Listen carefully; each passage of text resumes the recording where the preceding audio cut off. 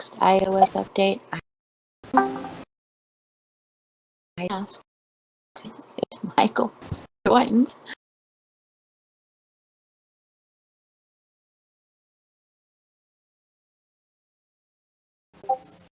Is Michael running late, I assume?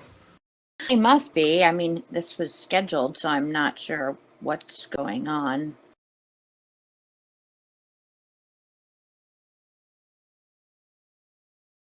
Yesterday. You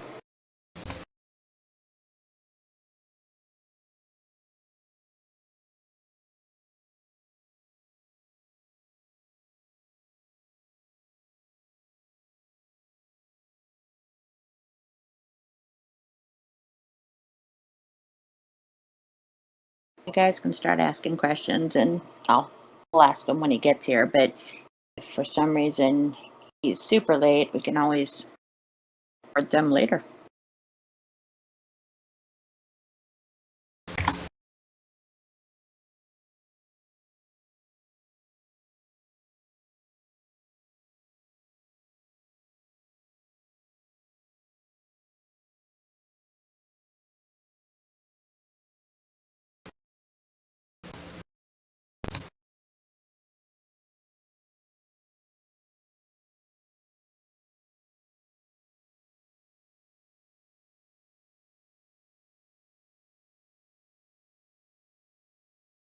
I don't think that JSWAT, the coins, I don't think they auto convert. I think you have to do it yourself.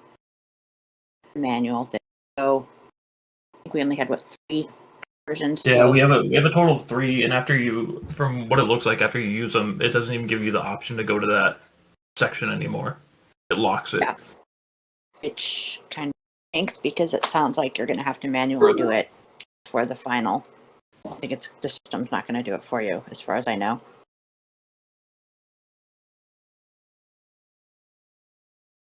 Or I can ask if they'll add one more, maybe, if it's possible to add another one for everyone that still has coins.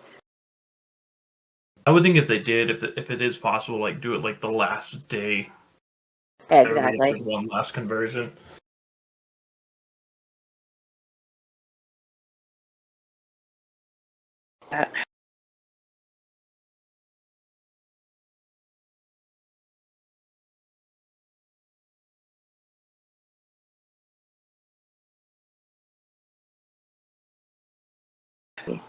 Quid branded merchandise would be really cool, and that's something that EHM have talked about a few times and just haven't done, but definitely need to do.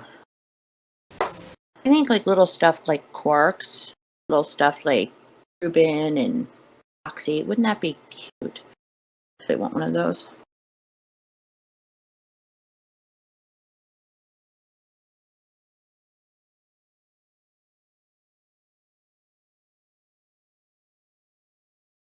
Michael will be here in 2 minutes.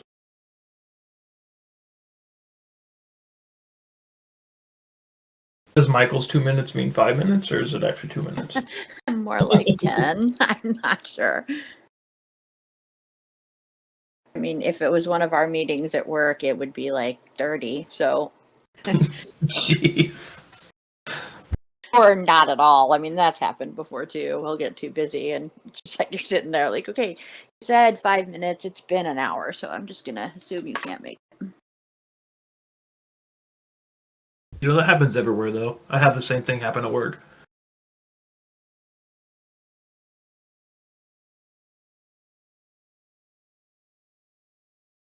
Ads in the future give us Quid cash instead of coins.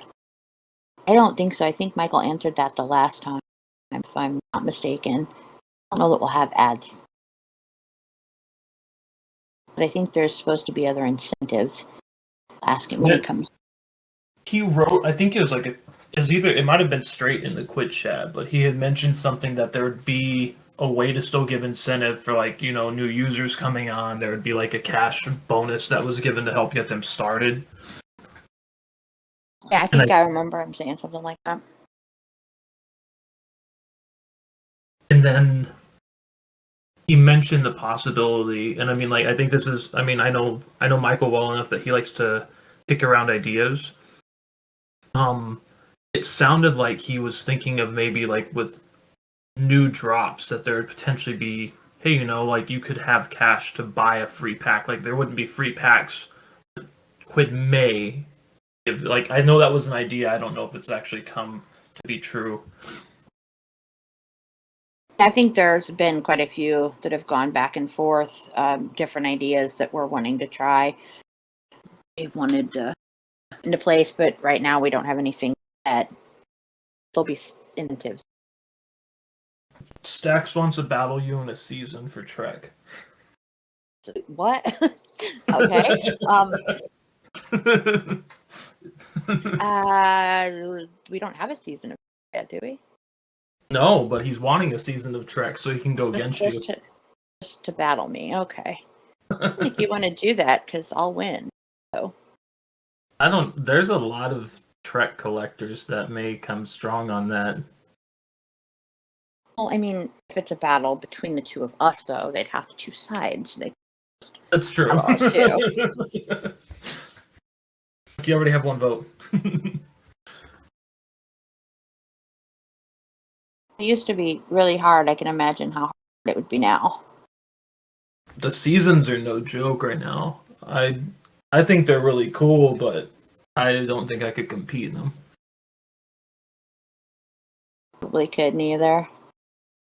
And over my paycheck. I want to win Trek, so just keep the money. You right? Can you just deposit my paycheck into Quid? Just give me credit, and I'll just use the entire. I don't need power. I don't need food. It'll be all right. Gotta win Trek.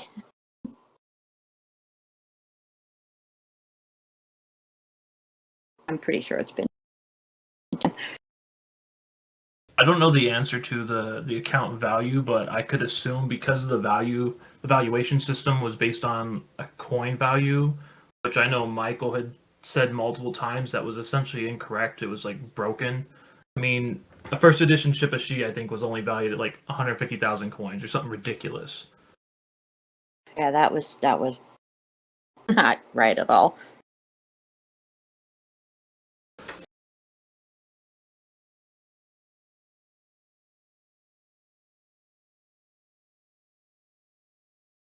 A minute.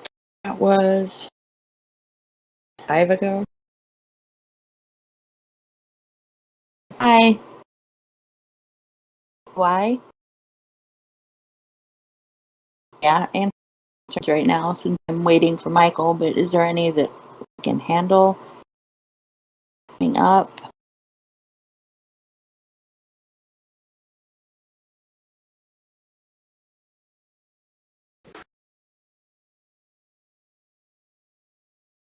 Wasn't Quid hiring a 3D designer? Isn't that one of their jobs? I'm assuming if they're, I swear I've seen something for a 3D designer. So if they are hiring one, I would say there would probably always be possibility for new figures. I do believe we actually already hired a new 3D designer. Well, that's exciting. So then maybe, does that mean we'll get new figures? Now I have to ask.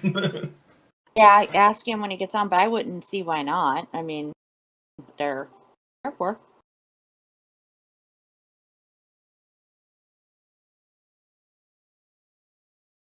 See, 2 minutes has been 5 minutes. I know, that's what I'm saying. IR news. I don't have any IR news. Michael might be able to help if he comes at some point. I think the last thing that was said about IR, and it looks like even in the roadmap, is they're trying to potentially take it outside of Quid. So it could be one of those things that's why it's delayed, is they're trying to find the best avenue to move forward with it.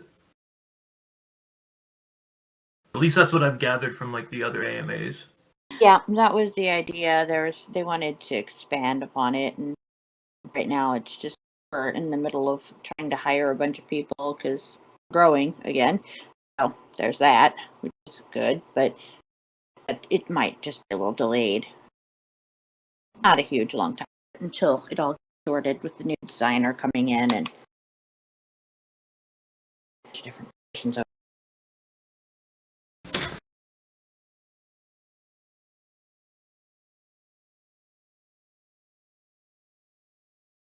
bad. The question is like, well, I need Michael for that. People love Tim. They want an AMA with Tim. Tim is awesome. He totally is. Although, like, the one AMA he was in, he literally stayed on after we closed it for like a good hour, answering every question that was asked to him that he could answer. Yep, he's like that at work too, all day long. Spyder and EHM is talking. Michael's not in yet.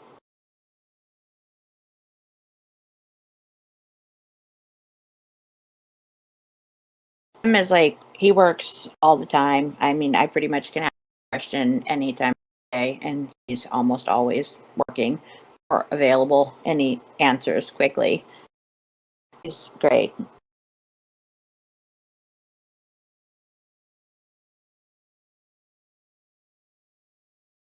Messaging to him now that he needs to join. See, Kawhi wants a Spyder and EHM show. I'm down. Let's do it. We should make it happen. I'm okay with that. We should do. We were talking about that before this started. That we should just do like hangouts with us in the evenings or on the weekends, just for fun. But everybody could, talk, not just us trying to run the whole thing. I don't think we'll do a sing off. No thanks. Oh, good God, no. You could do that. Darkside has the right ideas. I know one of the ideas we've kind of kicked around. We've talked about it, and I know like the ambassador have talked about it as like a Quid cast. So it'd be your ambassadors or you and I or whoever in that group, and then we could have like guest users to basically just talk about the week or talk about whatever. No sing-offs. It is not happening. No. Sing. I can't sing. You don't want to hear me sing. That would be bad. We want people to actually join. Signing up to second. I think if we ever did a regular voice chat, because I mean, it would have to be one of those things where it was scheduled, or for the very reason of moderation. Because if we leave it open, then I know there's going to be the edgy kid who comes in and starts screaming obscenities and all that crap. The edgy kid used to be the emo kid. Now edgy I'll kid. be the edgy. You have to. If you were in the chat all the time, we get them once in a while. Sam knows. Wait, where is Spyder? See her. What? Hear me? You don't see me.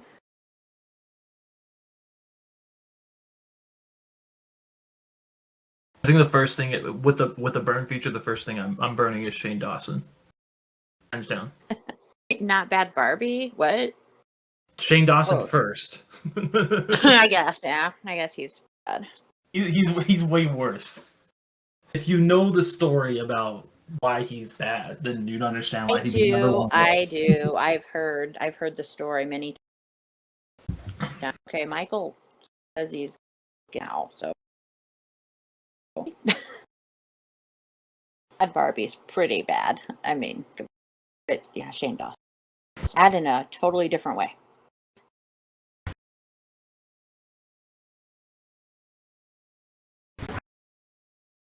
I acted dead. Didn't tell I was talking. Did you not hear me, or do I just sound like a guy too? You put him on the spot. That's what I'm here for. Oh, okay. Oh, he didn't know there was a voice chat. See, posted it. He's a Bad Baby fan, so. Oh, we're about that. Cutter says to catch him outside.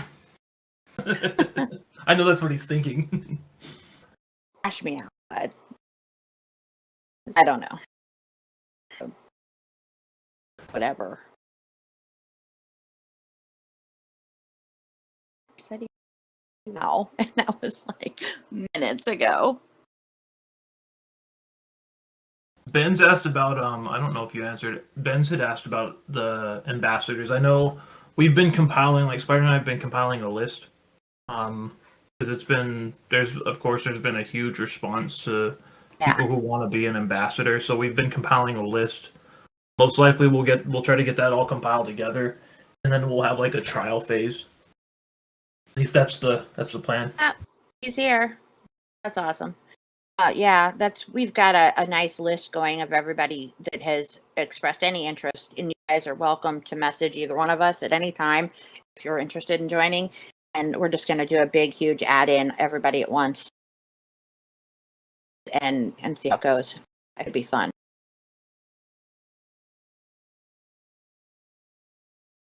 Are you on, Michael? Can you?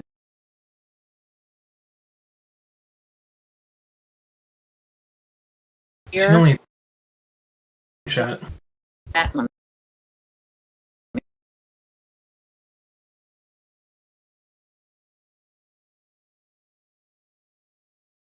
Where is he now? Hello. Hey, Michael. Can you hear me? Yes. Oh my God. Improvising while you were gone. Before you got here. I hope he told some good jokes. No. Sorry. Mainly about you. No, it's and very well deserved. It's a sin for me to have been this late. Before I explain why, can you guys hear me okay? I can. I'm assuming everybody else can. You guys all hear him? Okay. Yeah. Yeah, I was recently on a Zoom call that obviously ran over. It was about licensing, so maybe that's good news for the community. But there were some technical difficulties, but I hope you can hear me now. Okay, guys. So everything's loud and clear. Yep, everything's loud and clear. And then this session is being recorded this time, so we should be good to go. Okay, just make sure to edit out the first 20 minutes where I was woefully late. Let's pretend it's 1 p.m. right now. But I will say, just more broadly before we get started, just a sincere apology for the folks that were meant to wait. He said we sounded like tops or some sort of tops. Well, I would say we haven't had the best track record in terms of like the sort of Swiss precision of like hitting, let's say, on like sets and stuff like that. It's a known thing by me. Obviously, wanting to start the AMA on time, but not being able to do so, that I genuinely feel bad about. So I think hopefully this is a one-time occurrence and not like a broader pattern. But obviously, thanks to everyone who has made the time. Apologies for the delay. Hopefully, we can make it worth everyone's while over the next 30 or 40 minutes, and hopefully answer some really good questions. So why don't we get started? What's the first? Where's a good place to start? I'm going back to the beginning. We had some questions.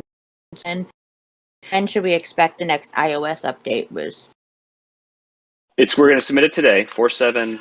We sneak peeked a little image of one of the updated screens last night on Twitter. For anyone that's on this AMA right now, if you're not on Twitter, I recommend that you follow Twitter. That's a little plug. We will be sort of dripping out little sort of behind the scenes views of the product, I think, sort of continually in the future. But 4.7, there was a little tease of it that came out last night. The testing should be completed. The last estimate will be submitted today. So in an hour or so, it'll be sort of in the hands of Apple in terms of how their speed is with reviewing it and releasing it. So that will be out. We had wanted it out a day or so ago, but I'm optimistic. We're talking hours, not days. And I will talk to the team to see if accepted by Apple, we don't press the button on a Saturday. We've tried not to do that in the past, but I feel like given this one's a day or so late, we should risk it and press the button for 4.7 on Saturday. To update folks on what's in that release. One is the work around the minting gateway onto Ethereum on the web, which really right now is open only to me and the one mintable item I have from Atari. There will be areas of the mobile app on iOS and on Android that integrate with that work, so that when we open up minting more broadly, that if you mint something, the status of that mint will be accurately synchronized with the iOS and Android client and won't just be visible on the web. So that's one component of it. We've also redone the cash wallet screen to make it a bit easier to understand the sense of different cash balances.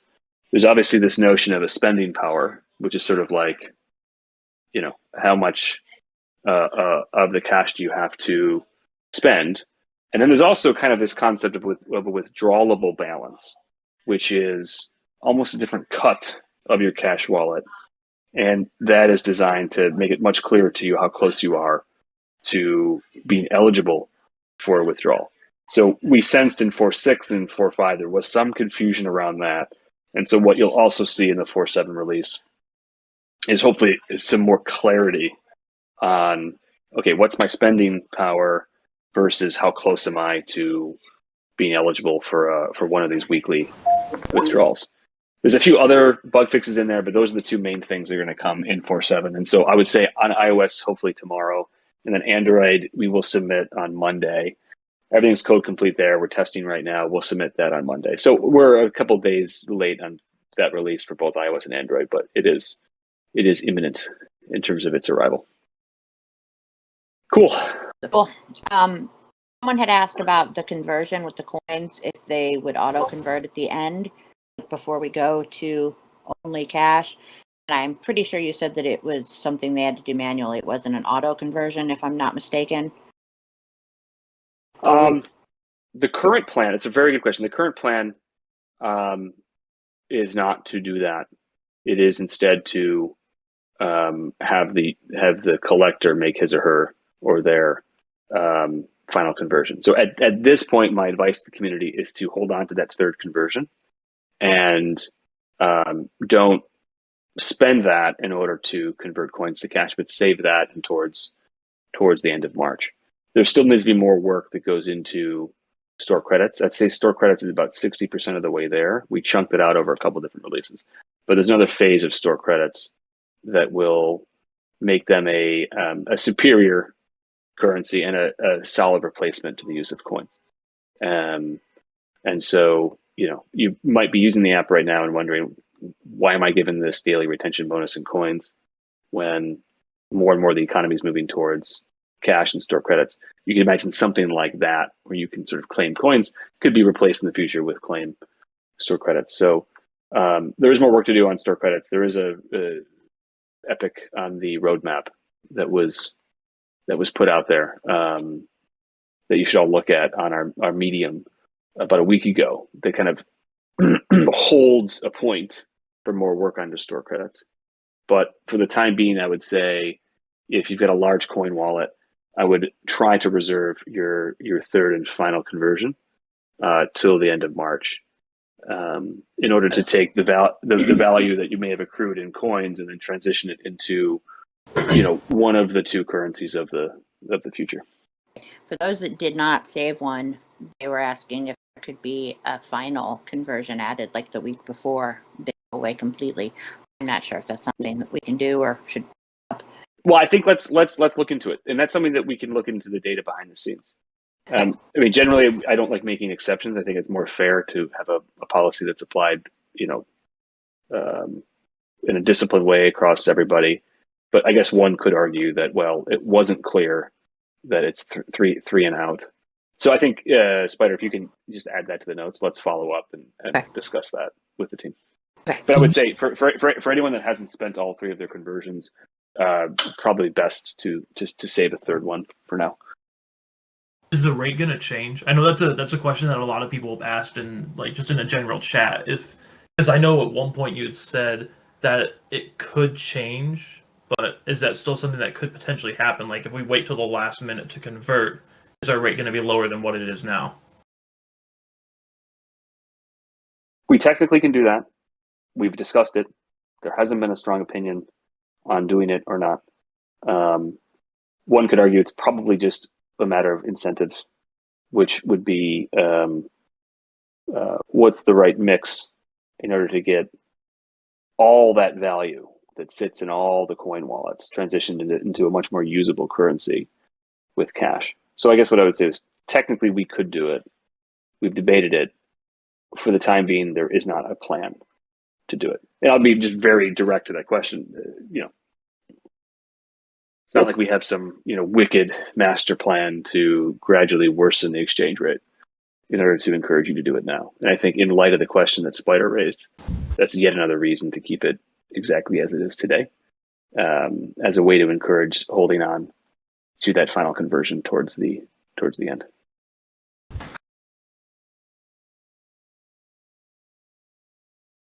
Okay, let's see. Will the account value feature ever come back?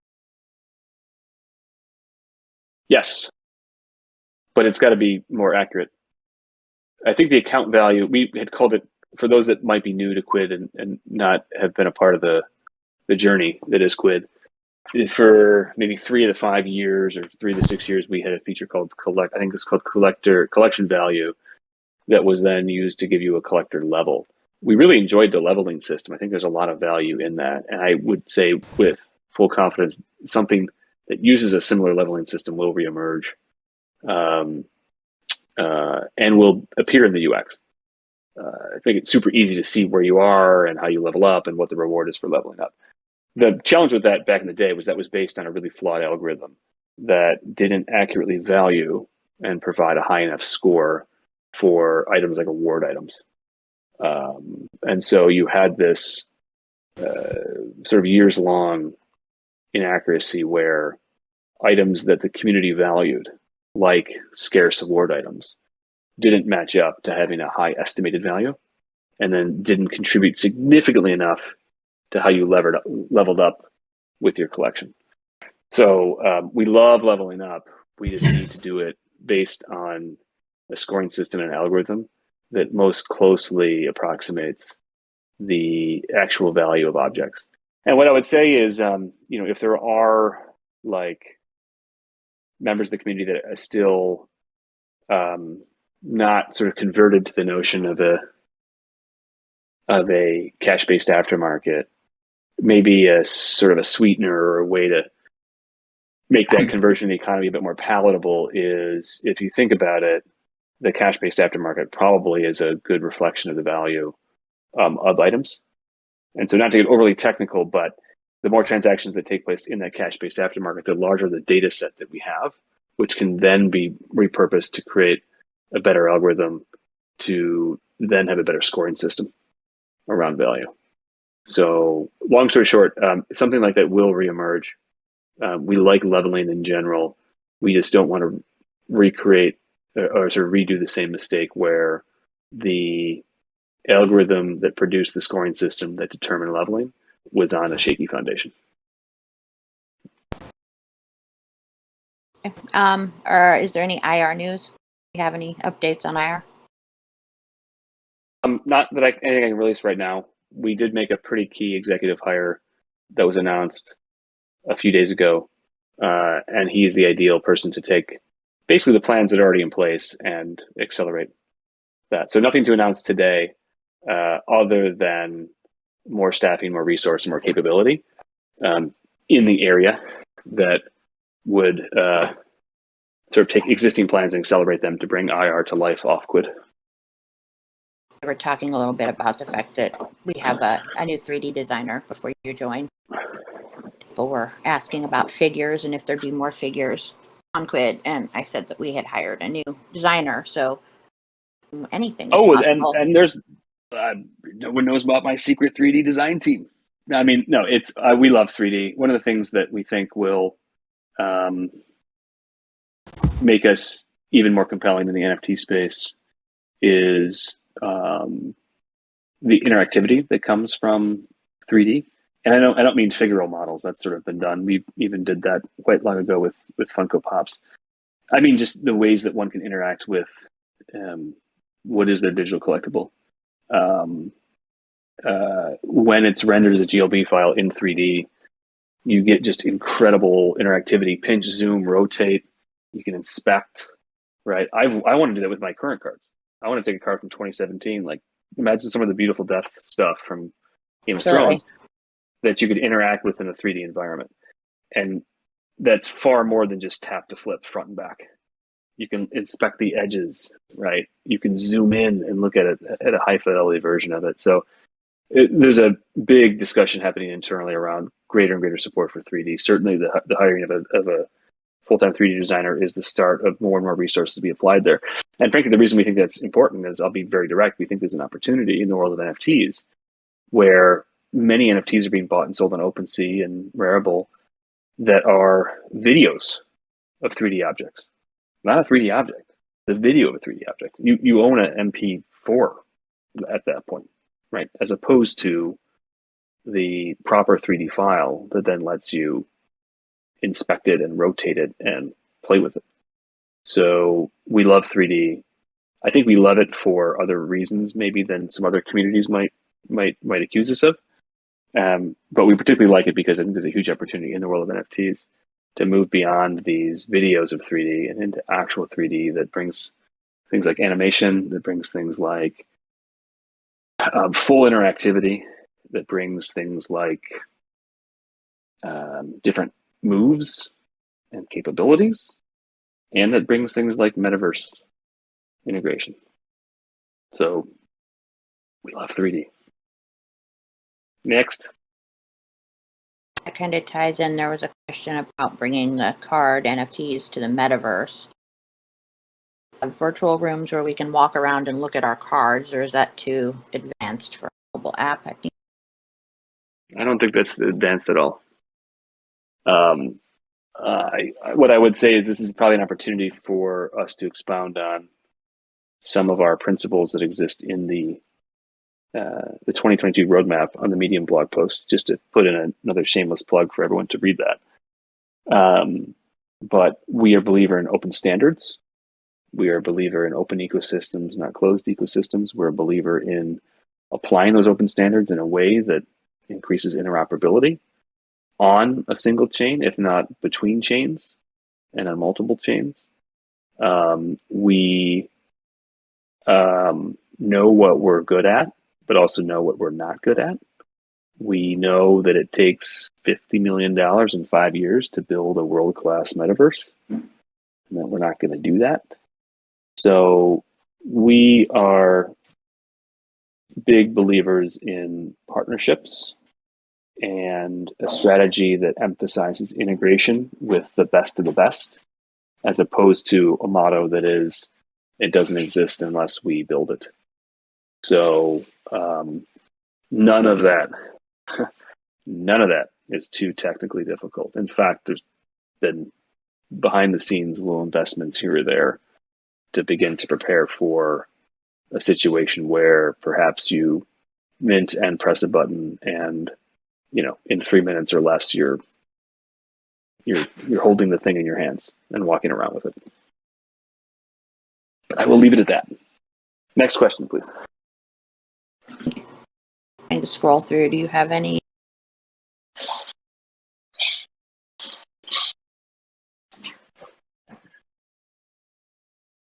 No. I don't see anything. I think you've asked most of them. What is the thought of creating? I know on the roadmap you mentioned. I think you've actually talked about this quite a bit, about giving sellers more of the ability to have like a shop. King Day had asked maybe like creating like their own shop banners and stuff like that. That way it has like more of a personal touch from our perspective. Yeah, no, I think on the small end, it's just customize your profile. We need to bring some of that functionality back. On the extreme other end, it's more than just create like a unique, inviting place to sell items in your collection. It is actually building sort of purpose-built functionality to have dedicated features to support power sellers. Marketplaces don't necessarily get liquidity because everybody does everything equally. You generally have like power buyers and power sellers that create a lot of the liquidity there. eBay's a good example of that. But we think we've got a huge opportunity to build very specific features to those power sellers that play a very important role in the marketplace, to the point where I don't know that it's entirely possible this year, but it would be a dream of mine and ours that people would open up digital hobby shops as businesses on top of technology that Quid has built, and that Quid is continuing to build in the future. So if you look at the roadmap, there are some mentions of that. They're a bit further out in terms of our sequencing, but it definitely is something that we find very, very compelling. And it is like with this cash economy and that, to me, that's a logical sort of leap or 2 leaps or 3 leaps away for what this could become. Again, this idea of perhaps a conversion from I do this for fun to I do this as a hobby to this is a side hustle to this is a business. I also think with the way that some of the physical markets are going, physical collectibles markets are going, not to get too industry specific, but there's a lot of consolidation happening. There's a lot of sort of direct to consumer sort of shrinking of distribution networks that I think are ultimately bad for the hobby. And what you take out is a lot of mom and pop retailers that probably can't participate in 3 years when all this stuff is sold direct from one major sports e-commerce company. I would love to court those individuals and say you can build an online business on top of Quid's inventory, collector base, and technology. So I'm a big believer, it's part of the decentralization ethos as well. You don't need to buy from Quid. Maybe you're buying from a collector who has their own digital hobby shop that just happens to use some of Quid's technology. So we love those ideas. It's out in the future. I wouldn't expect anything this quarter or the next quarter or the next quarter, but we're talking more end of this year, early next, when there'll be a more full suite of tools to help professional sellers build legitimate businesses on top of Quid. Adding on to that, which actually leads me to a question. With that, would we potentially be able to buy packs without opening them? So if we had a digital hobby shop, we could be like, hey, we have these essentially retired packs, like they're sold out, but we have sealed packs still. I love that idea, but I can't comment. No, I mean, I think, no, I mean, look, that's a fantastic idea. I think wax. I mean, we love partners and we're friends of everybody, and that's how things should be, especially in this crypto, like Web3 world. But I think wax has had that functionality for a while. Buy and open versus just buy. Right? And therefore, what you can do is you can move packs in the secondary market that are unopened. You can do that with physical baseball cards, right? You can buy case and sell the case to someone else, and they do a case break or a box break. We love all those approaches. It's just it's sort of more good fun. And so just yesterday we had this discussion about I think not if we should do that, but how and when. So again, can't commit, and that's not really a roadmap item, but it is something that's like comes up all the time, and it's just got to be scheduled, I would say.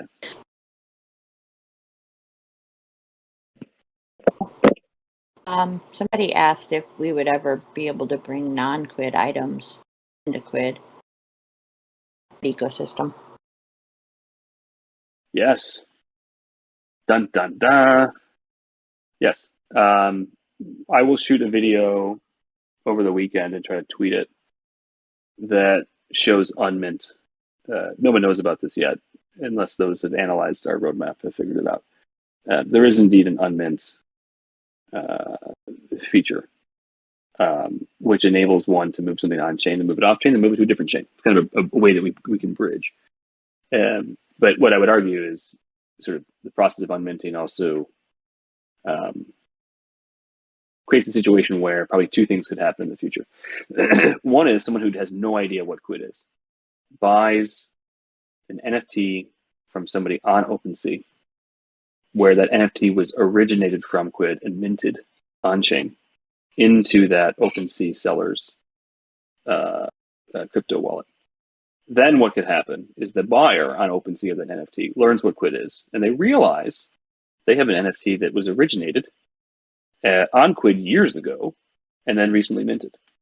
That person should be able to come into Quid and hit a button that says connect wallet, and all of a sudden their Quid collection now has the NFT in it that they bought on OpenSea.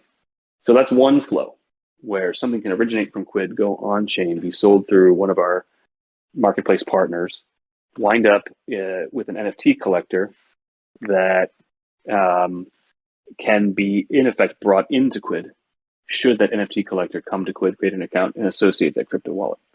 So you get in a situation where somebody first learns of Quid because they buy a Quid compatible NFT through one of our distribution partners. That's one step. Another step is maybe that item or that NFT didn't originate on Quid to begin with. Maybe it's just compatible. I'm not going to go too deep on that, but I would say, though, we love partnerships. We love integrations. We love open standards, not closed ecosystems. And a benefit of that, if you embrace all of those things and do all the hard work to embrace those things, is a notion that Quid could very well be a collecting layer that aggregates items that weren't even originated on Quid. That's it. Next. Hey, there's been quite a few questions about burning. Do you have any updates on burning cards? I think we should do is make that a deep dive next week. I think we should expose some images about that. I've got a burning meeting in an hour and 15 minutes.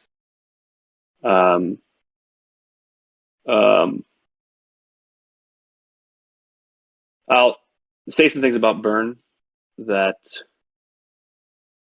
are probably controversial. It will probably have 51% of people hate it and 49% of people love it.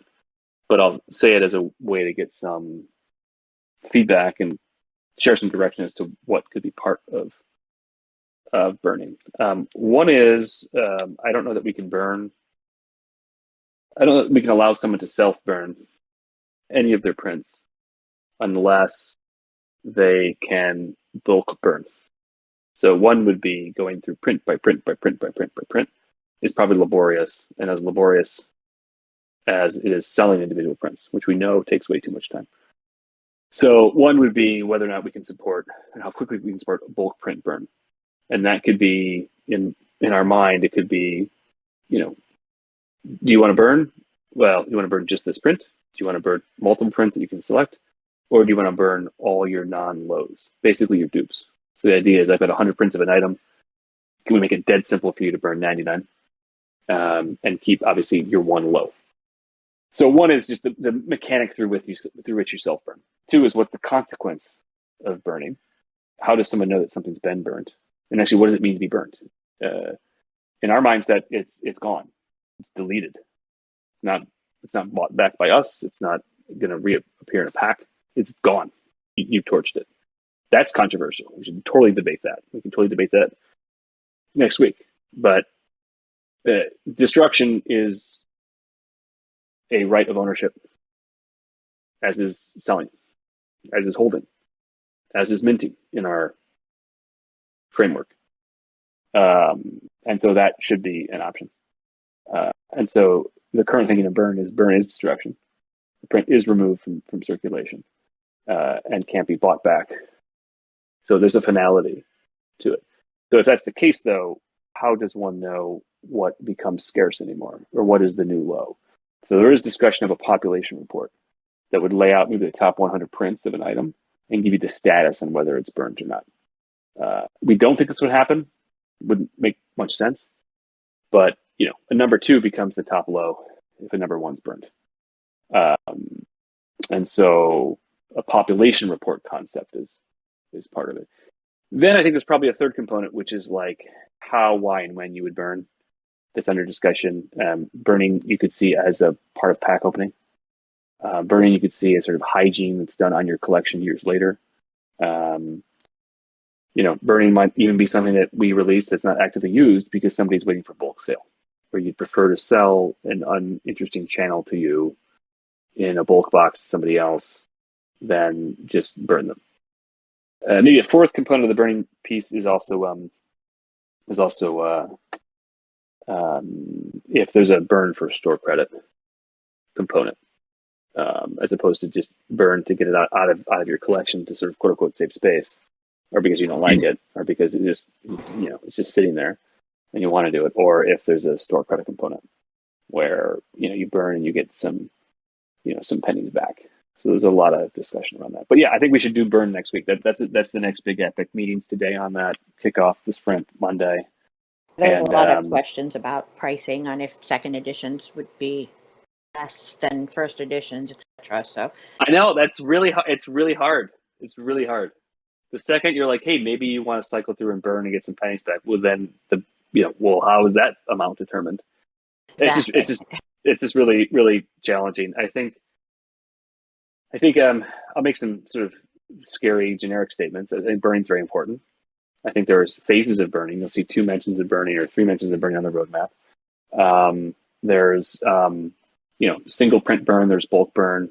There's burn just for the fun of it. There's burn for store credit. There's just a lot of ways to slice and dice it. But it is something we think is important and something we're going to work on. So I think, this may upset a lot of people, but I also think let's roll it out in a way where we're getting feedback. So Spyder, let's maybe that's the topic for next week. I think that's a good idea since it is so complicated and there's so much to it. Once you know a little bit more about it and can talk more on it, definitely put that on the list for next week.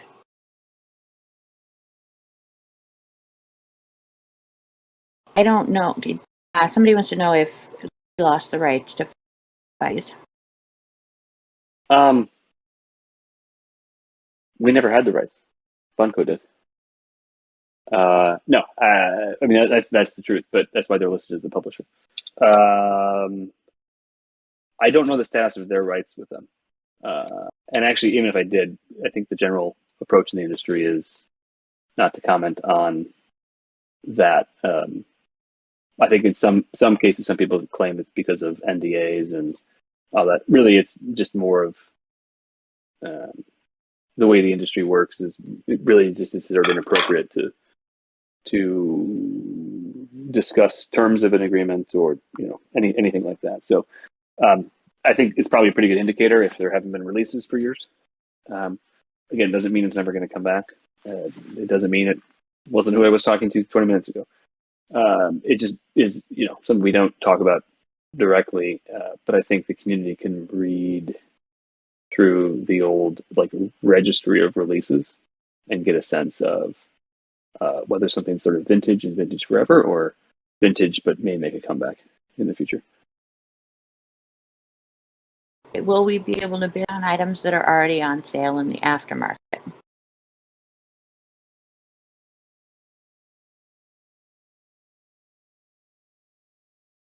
You can submit wishes for items that are already listed.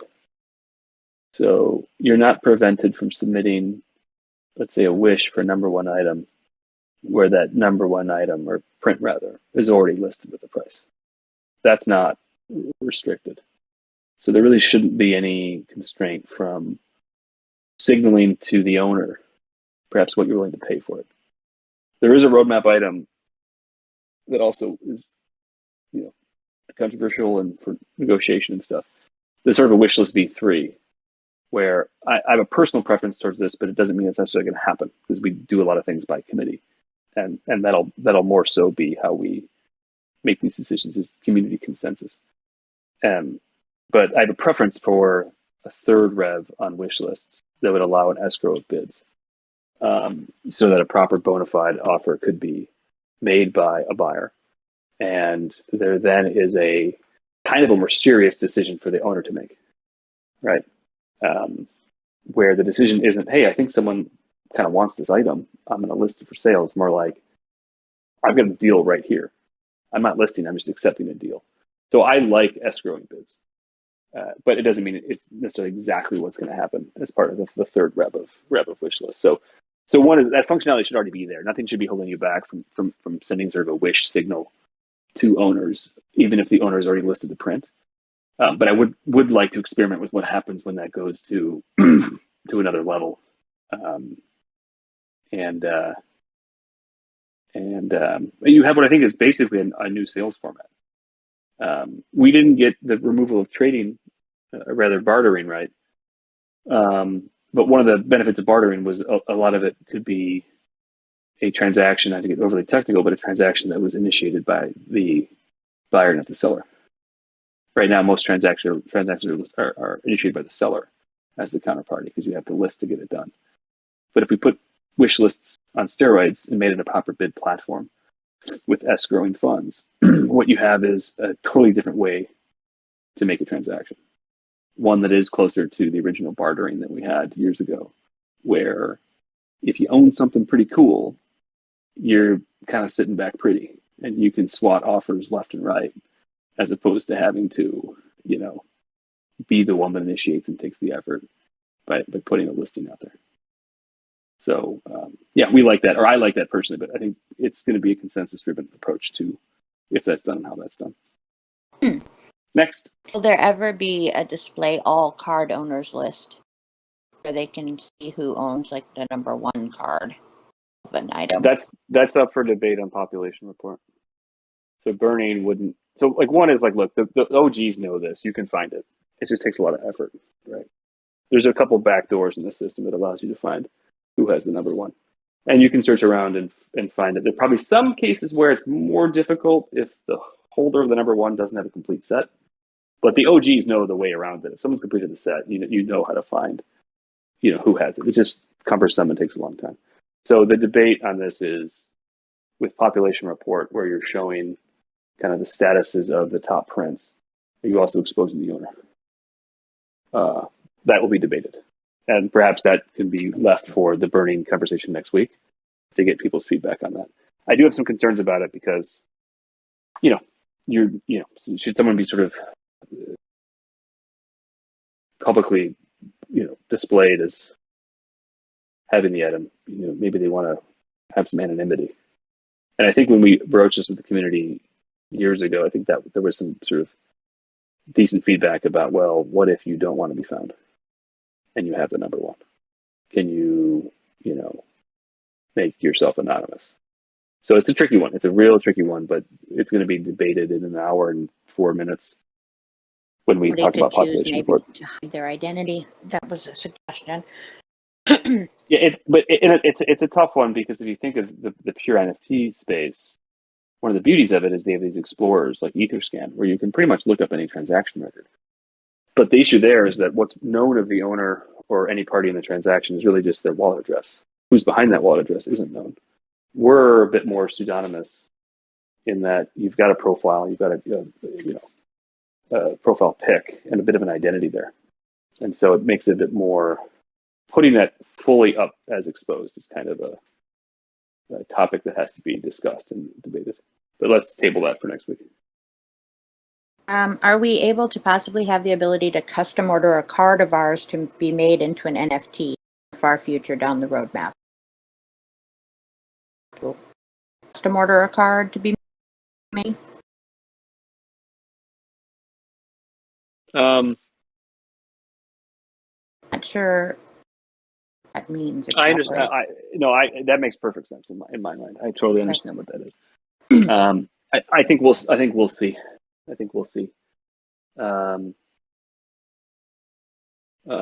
It is a compelling thought to think that we collectively as a community can,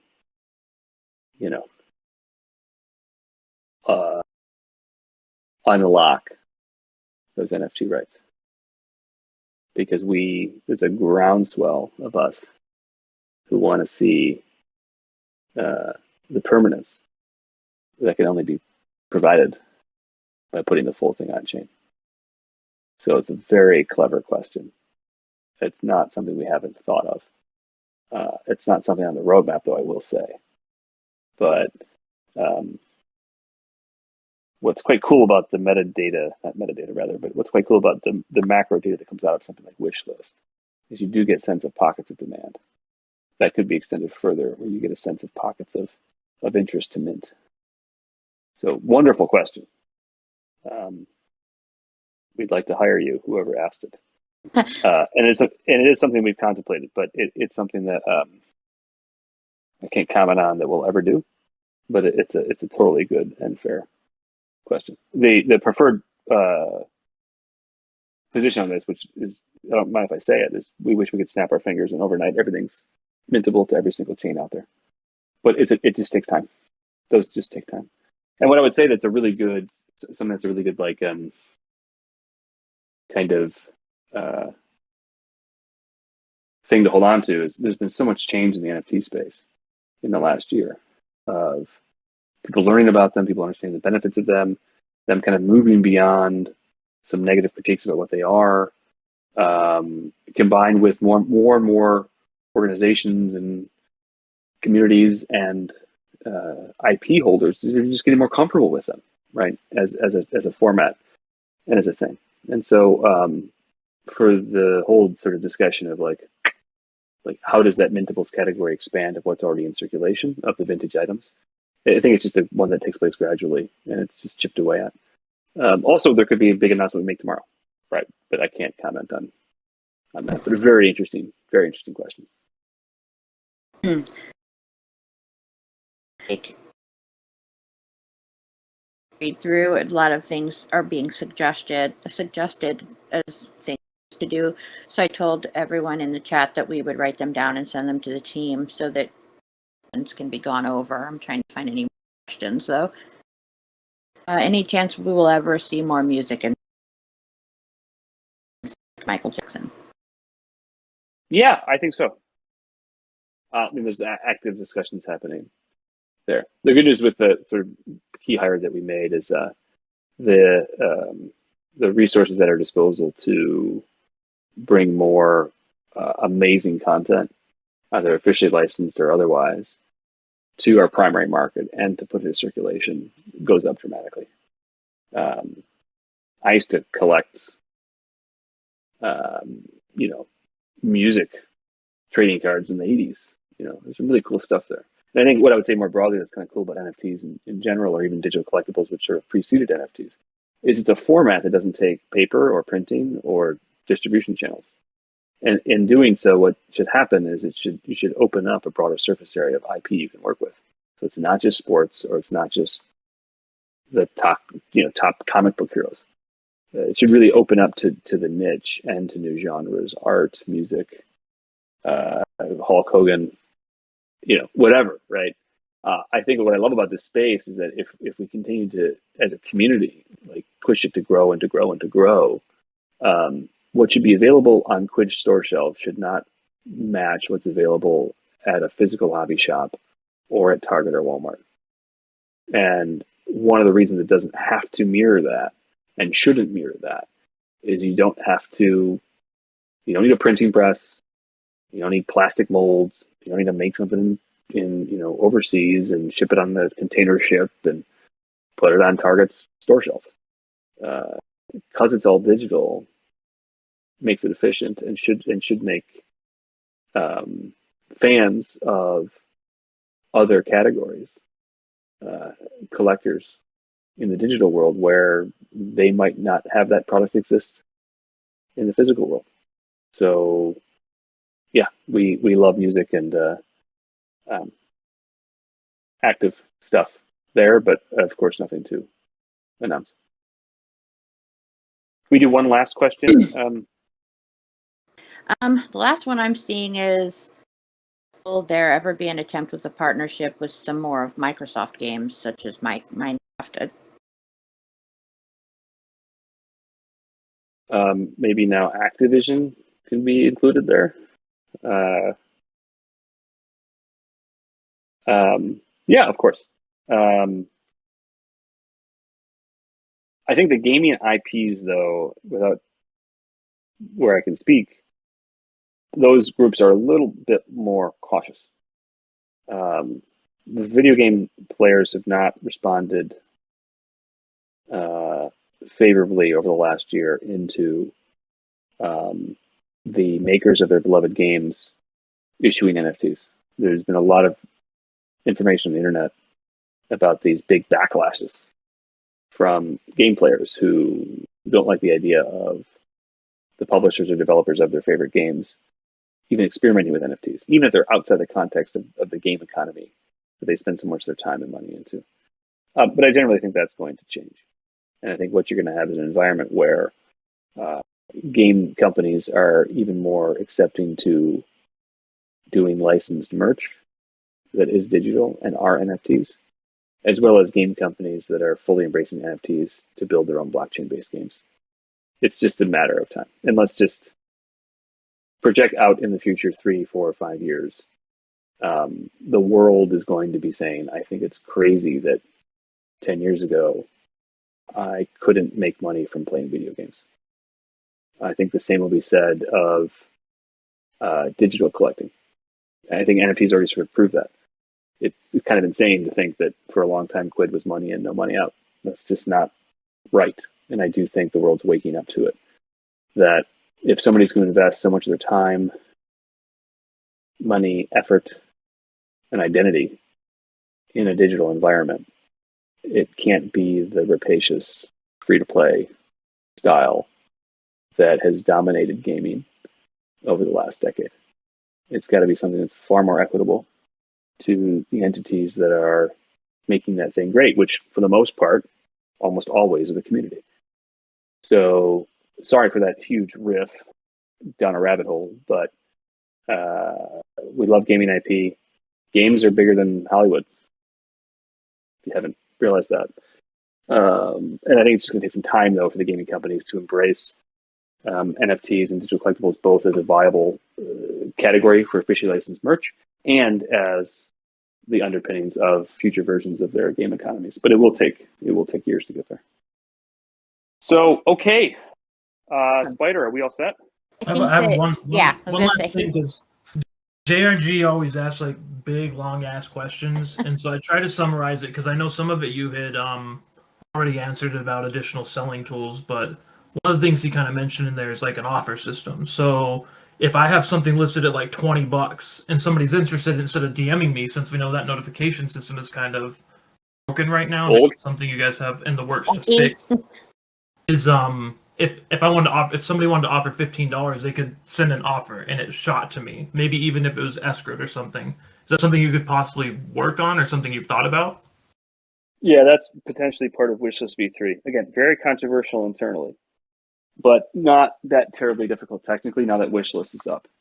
The way I would describe how we would do it if we were to do it, this is entirely hypothetical, would be that as a prospective buyer is submitting a wish, they could take the non-default option of escrowing funds from their cash wallet in the exact amount that is their bid price. And what it becomes is not a wish anymore. It's not a proposal for a transaction anymore. It's not a demand signal anymore. It's a bona fide offer, right? It's a bid. And then the question would be, could that then be routed to the owner?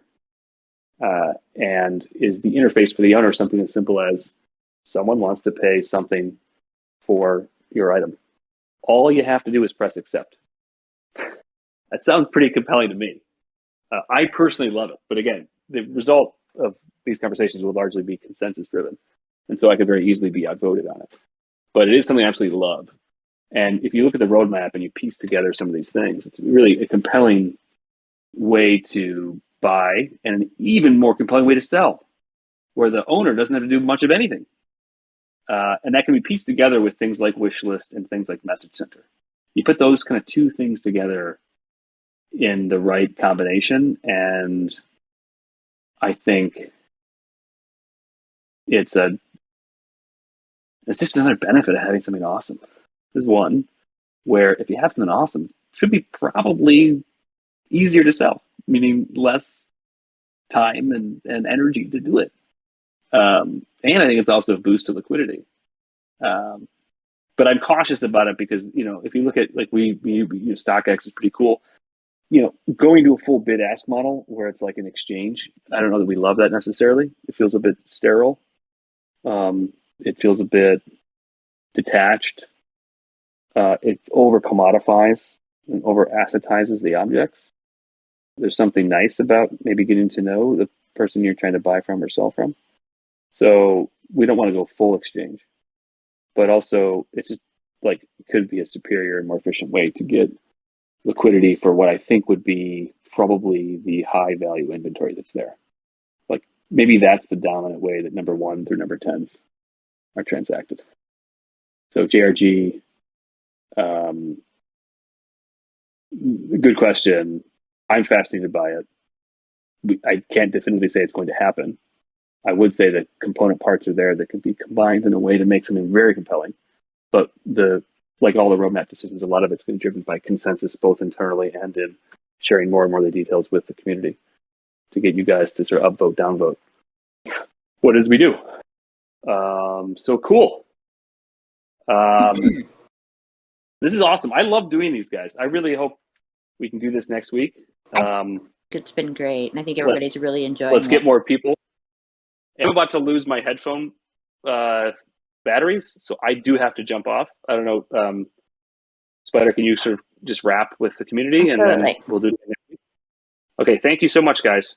Thanks for coming. Thanks, Michael. Yep, bye-bye. Okay, so what am I supposed to do? Rap with the community? I think he wants you to literally rap. You have to spit a rap to the community. That's not happening. Never will that happen. You can go ahead and sing us out if you want. No. Come on, they want to hear you sing. I'm pretty sure they don't. It's not the same kind of singing that they think it is. You might scare them all. Sam knows. These are fun. I like this. I think we definitely should do these every week now. I don't think I'm back to the regular AMAs. Even if we don't have an AMA, I think this is something that still is beneficial to do. I think we definitely need to schedule something like you were talking about where we can chat with others, bring other people on, and fun, not necessarily just for, business. Send this is recorded. This is actually something we did this week. I have a bot that's recording it, so it should spit out to a format. And then I'm assuming Spyder can upload it for us. Yeah, it'll spit it out. I don't have to spit any freestyle. We got a bot doing that. We have a bot that can turn us out a rap. I mean, you can download that next time. There probably is one. Wouldn't be surprised. There's so many bots. It's crazy. Wait, somebody is offering to rap. No. The people come on app. Dad wants to rap. I think Cutter wants to battle rap. Okay, so that's the first show. We got a battle rap going on. I believe it's Love all the spiders. Everybody sending spider memes is just like making my day. I love it. So cool. What kind of spider is that? Can you tell? Get one doesn't look real, but For those of you who don't know, Spyder is actually a spider expert. She knows a lot about spiders and can typically identify what kind of spiders they are. She truly loves spiders, in case anybody didn't know. So there's your interesting fact about Spyder. yeah, it's not about the car, and it's not about Spider-Man. It's about the actual spider, the creature. The one Sam sent. That one's cool. Oh wow, it is beautiful. That's you know what it is. I can't think of it. It's a world. The world. Usually, they're really twitchy. I have tarantulas too. I have lots of spiders. Like that. Oh, those are adorable. All those daddy long legs. Metallica blue. That makes sense. To put how crazy she is with spiders, she's saved some recluse spiders, which I won't even get around. I have some for pets, right? I love brown recluses. They're adorable.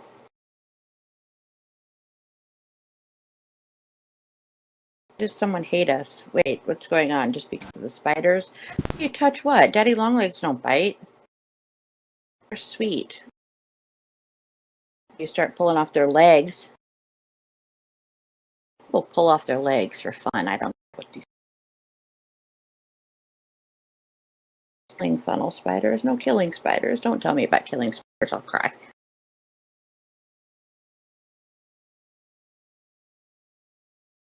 Sam wants to know how you handle brown recluses. Do you handle them? Oh, how do How- I touch them? Oh, they. If it's male, they're not gonna bite. Typically, a female is a lot more aggressive. You just have to be able to tell the difference between the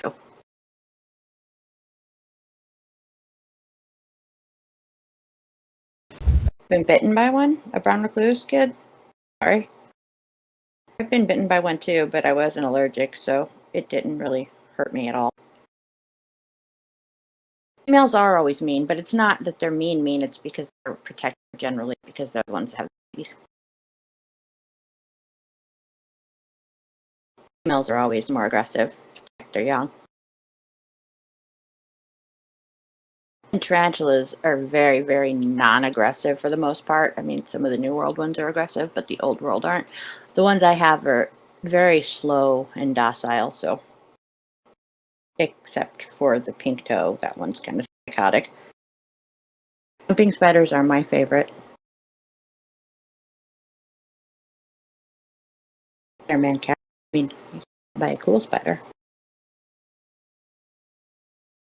Anyway, this wasn't supposed to be an AMA about spiders. I mean, I could just sit here and literally all day long talk about them, but I don't think that's what you're all here for. So, Gem, about pops. Tell us all about your new pops that you've gotten. Gotten a bunch of new pops recently. No, I'm inching up to 1200 though. I have almost 1200. I'm at like 1186 or something like that. Insane. I wish I had that many spiders. What would that be? That would be too many. No, it wouldn't. Although it would be really hard to feed that many spiders. Enough trouble with what I have. Pretty much like all bugs though, so spiders and bugs. But does anybody have any more questions for us before we get off? I'm going to try to send all these suggestions you guys put in here over to the team so that we can maybe get some of that added to the roadmap for you. Somebody yelling at me. Yes, Octodad. YouTube.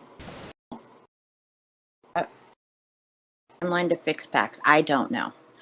I think someone's being trained right now to handle some of that. So, hoping that there'll be somebody dedicated to that soon. Oh, he asked earlier too. Trance asked about updated terms of service. Yeah, see, I think they're working on the terms of service. I'm not doing it because it needs to be a little bit more official and legal than what I should be doing. However, I'm going to have the ambassadors, EHM, help me with community guidelines. I know there's a couple ambassadors that were offering to do that. And I think all of us working together should be able to get that done pretty quickly and hopefully cover everything on the community guidelines side. But as far as service, I don't really have. I think can't really make cards less limited, unfortunately. Maybe some, but for the most part, it gives them value, and that's why they tend to make them.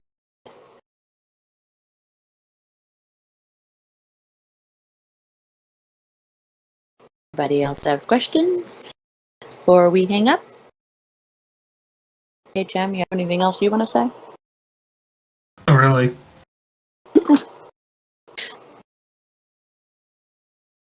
Okay, well, somebody apparently has one.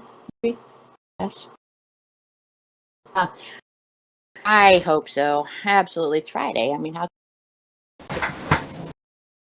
there's still like what 4 hours left in the day, so I mean it could go downhill, but I'm hoping not.